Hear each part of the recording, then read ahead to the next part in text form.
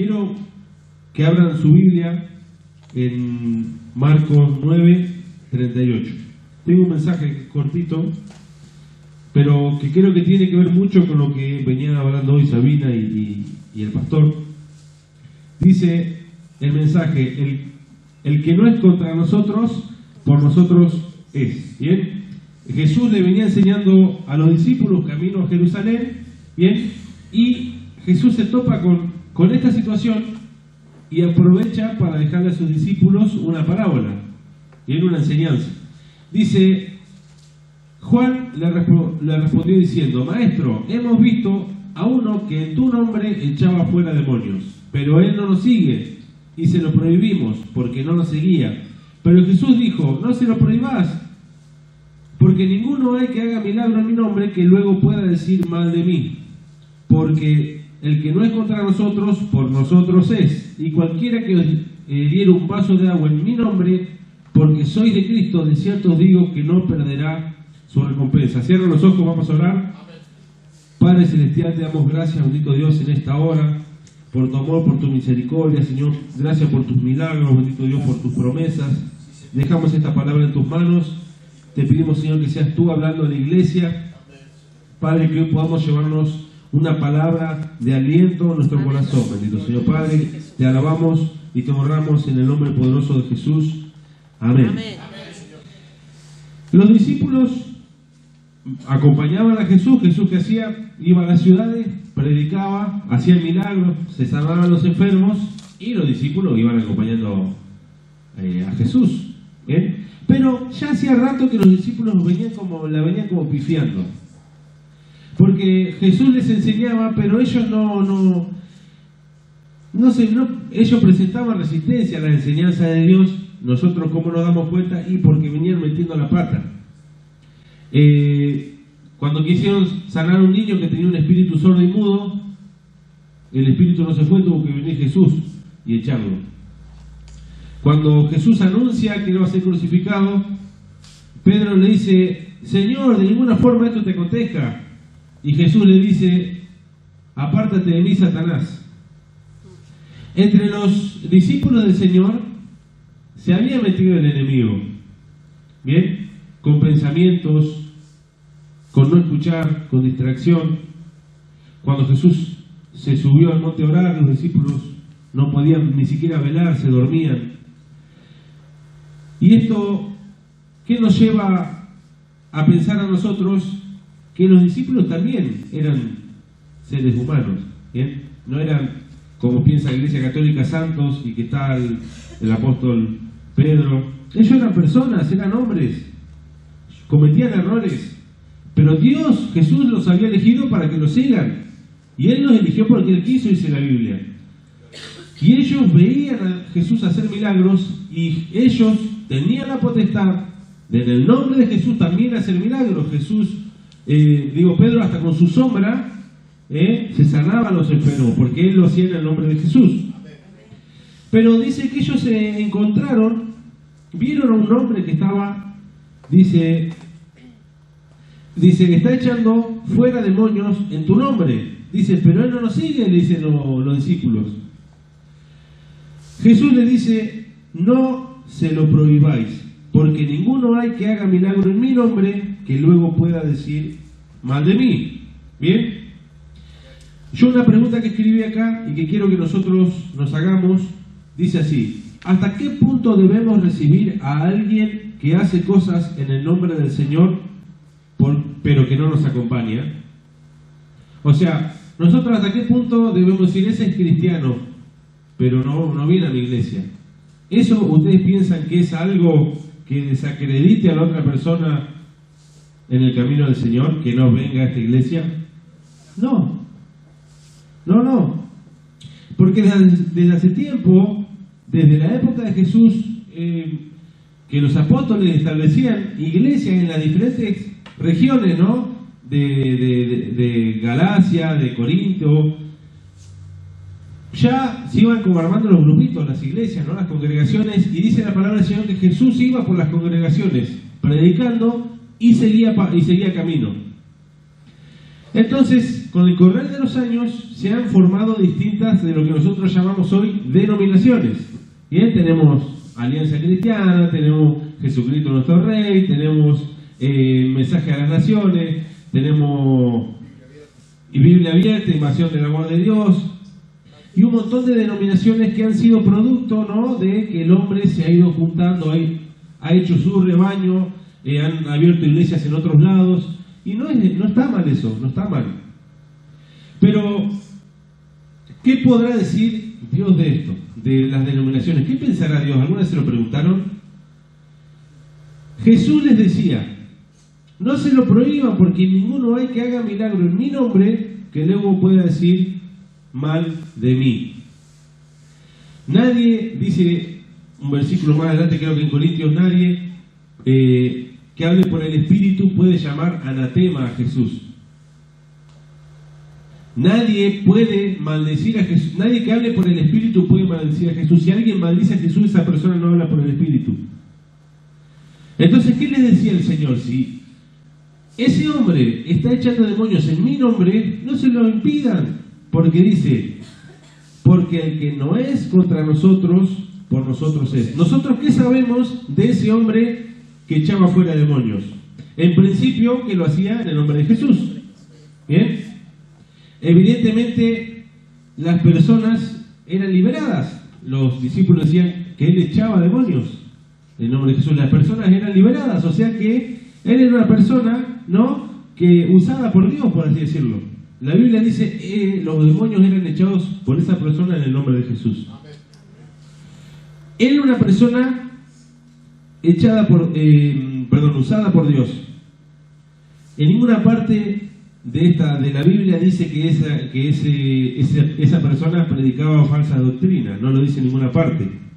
Todo lo contrario. Nosotros podemos ver en la palabra del Señor que cuando una persona quiso liberar a otra, no estando en comunión con el Señor, ¿qué le pasó? ¿Se acuerda alguno de la historia de los hijos del sacerdote que se llamaba Ezeba? Eran dos personas, hijos de un sacerdote, eran dos hechiceros, que vieron que Pablo hacía milagros y las personas eran liberadas en el nombre de Jesús. Entonces estos dos hechiceros que dicen: genial, vamos a utilizar ese poder. Cuando fueron a liberar a un endemoniado, dice que el demonio les habló. Y el demonio le dijo, pues se lo resumo, le dijo: yo, dice, a Pablo lo conozco, a Jesús lo conozco, pero ¿ustedes quiénes son? Y dice que se abalanzó sobre ellos el espíritu inmundo, les arrancó toda la ropa y salieron desnudos, corriendo, lastimados. ¿Qué significa? Que si esta persona estaba echando demonios en el nombre de Jesús y las personas eran liberadas, era un hijo de Dios. Era un hijo de Dios. Pero ¿qué le pasaba a los discípulos? Porque ellos se lo querían impedir. Eso es lo que le pasaba a los discípulos. Ellos, al estar con Jesús, ellos creían que ellos eran la única autoridad, eran los únicos elegidos para utilizar el nombre de Jesús. Y en esta historia Jesús se lo deja claro que no era así. Dice: déjalo, el que no es por nosotros, contra nosotros, por nosotros es, le dice Jesús a los discípulos. Ellos creían que tenían toda autoridad espiritual para echar demonios. Ellos tenían el monopolio del espíritu. Y lo que sabemos de este hombre, que este hombre no seguía a los discípulos. Y eso nos pasa, hermanos, hoy en día nosotros en las iglesias, ¿no? Tendemos a pensar que porque una persona no venga a nuestra iglesia, no, ese no puede ser usado por Dios. Muchas veces tendemos, como decía el pastor, a menospreciar a otra persona, porque decimos: no, porque aquel que habló en otra iglesia no sabe, eso hubiera pasado. No, hermano. La iglesia se tiene que aprender a alegrar de los otros hermanos. Porque todas las iglesias, sea el Guerrero, sea la Alianza, sea Movimiento Misionero Mundial, ellos están predicando de Dios. Amén. Ellos están predicando de Dios. No es lo mismo un umbanda, no es lo mismo un brujo. Y muchas veces nosotros, ¿qué tendemos? A tener más discordia con nuestros propios hermanos que con la gente del mundo. ¿El cristiano tiene más discordia con las otras iglesias? No, yo con eso no comparto. Obviamente que si nosotros tenemos distintas denominaciones, no vamos a tener nosotros los mismos hábitos generados acá adentro, aunque prediquemos lo mismo, otra iglesia va a tener otra costumbre y muchas veces no vamos a congeniar, pero eso no significa que nosotros tengamos que hablar mal de la otra iglesia. Porque nosotros que predicamos de la palabra del Señor, no significa que seamos los únicos que predicamos de la palabra del Señor. Uno puede estar más formado, otro puede estar menos formado, pero el Señor que nos mandó a extender su reino o no. Los discípulos la venían pifiando, ¿bien?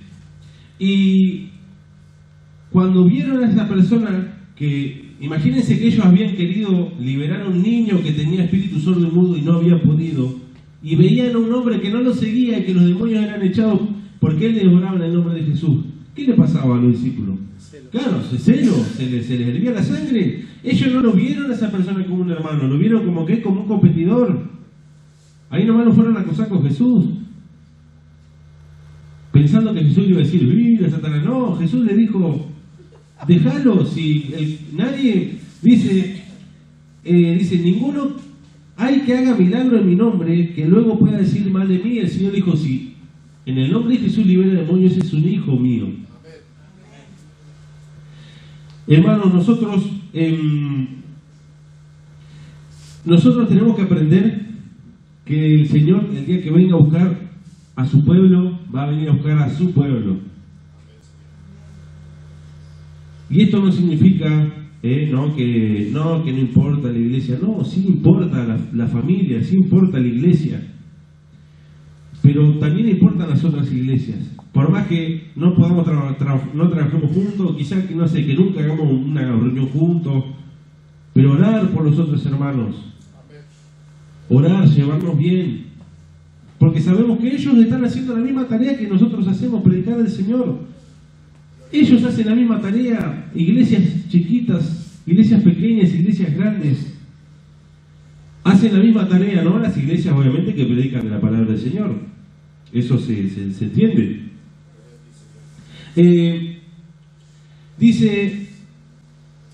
Jesús le dijo, no se lo prohibáis.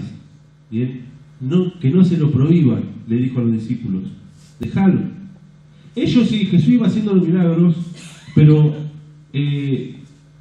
personas que iban viendo los milagros, que creían en Jesús, y quizás personas que eran sacerdotes, ellos también decían, yo puedo usar el nombre del Señor. Y lo hacían, y los demonios eran echados de los cuerpos, las personas eran sanadas. ¿Por qué? Porque el Espíritu de Dios vino sobre todas las personas que lo recibieron, sobre todo aquel que quiso recibir el Espíritu del Señor, vino sobre él.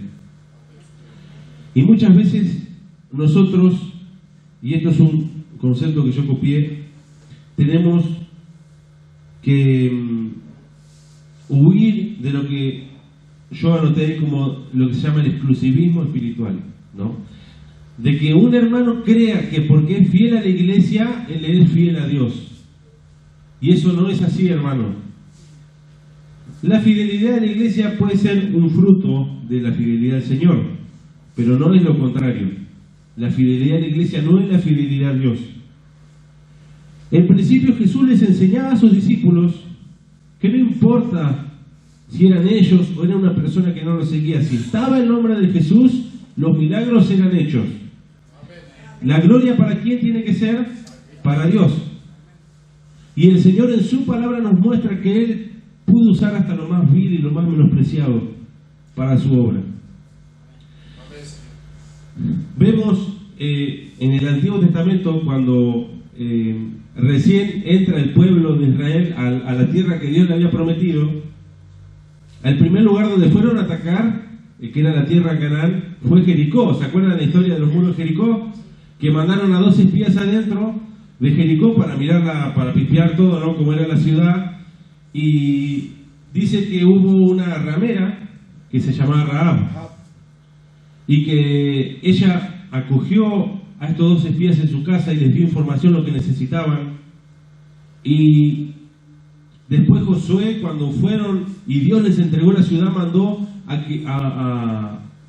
del ejército y lo mandó, no me acuerdo bien, pero creo que a Caleb lo mandó a la casa para que ellos protegieran esa casa, la casa donde estaba ella con su familia, porque ella había sido utilizada por Dios para que el pueblo pudiera tomar la ciudad.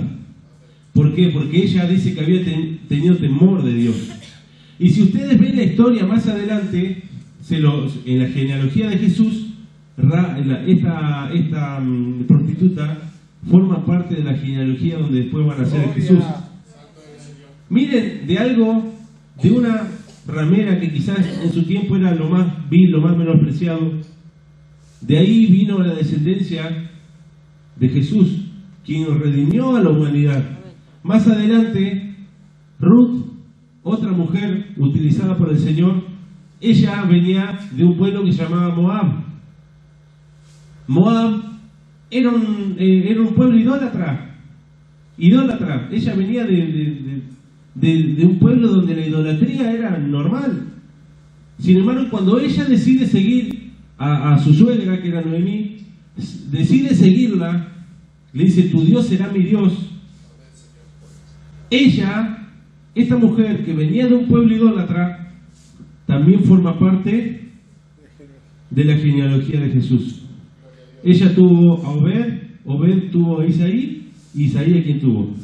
A David. Y de la descendencia de David viene Jesús. ¿Qué significa esto, hermano? ¿Por qué le hago esta ensalada de historias? Que Jesús usó a quien Él quiso. Amén. Personas que en su tiempo eran lo más vil, lo más menospreciado, el Señor las usó. Y muchas veces, como decía el pastor, uno tiende a ver el pecado de la persona, porque para el hombre no. Al hombre dice: no, vos sos un pecador.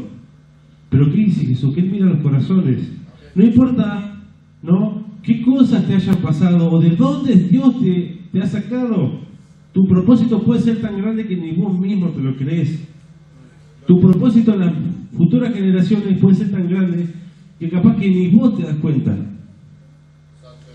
Porque Jesús en su palabra siempre enseñó que Él, así como a los discípulos los llamó porque Él quiso, siempre quiso demostrar a Dios que no importa las obras que un hombre puede hacer, el Señor lo que pesa son los corazones.